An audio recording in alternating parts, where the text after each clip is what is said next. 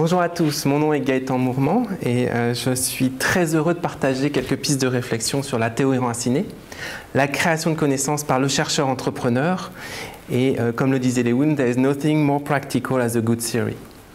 Alors, d'où vient ce besoin de création de connaissances? Eh bien, avant de démarrer ma thèse, j'étais entrepreneur et je sentais qu'il y avait besoin de modèles rigoureux qui me permettraient de mieux comprendre donc, ce qui se passe autour de moi. Par exemple, quelle est l'évolution des marchés, de quel marché on parle, donc cette analyse des marchés faisait partie des besoins auxquels il fallait que je réponde.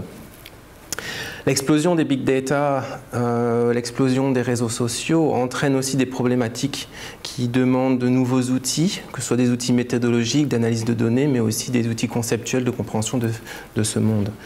Donc c'est cette complexification qui m'a poussé à poursuivre donc une démarche de recherche scientifique rigoureuse, de façon à créer ces modèles conceptuels et théoriques qui vont me permettre de mieux comprendre ce qui se passe.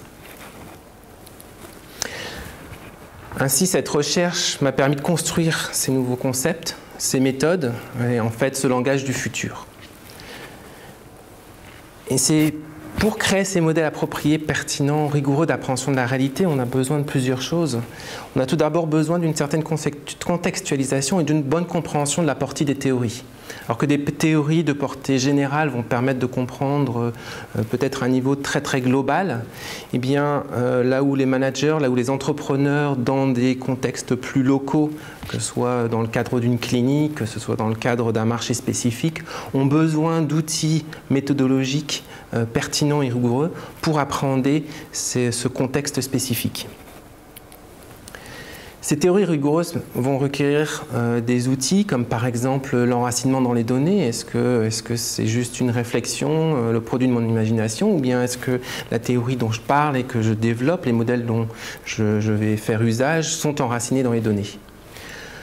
Et est-ce qu'ils sont enracinés suffisamment? Est-ce qu'il y a une saturation théorique qui fait que lorsque je collecte de plus en plus de données dans ce contexte-là, eh bien, le modèle reste stable et me permet de commencer à prédire quelle va être la suite? Donc ces aspects de validation sont extrêmement importants et c'est là où la démarche scientifique rigoureuse permet d'apporter cette validation. On parle aussi de modèles complexes, mais compréhensibles et actionnables. Et c'est aussi l'un des avantages donc, de l'entrepreneur ou du manager d'arriver à apporter cette actionnabilité, puisque étant ancrés dans le réel, eh bien, les modèles doivent permettre d'être actionnables. Ces objectifs sont donc au cœur d'une approche scientifique rigoureuse, enracinée dans les données et permettant aux chercheurs entrepreneurs de devenir un producteur de connaissances.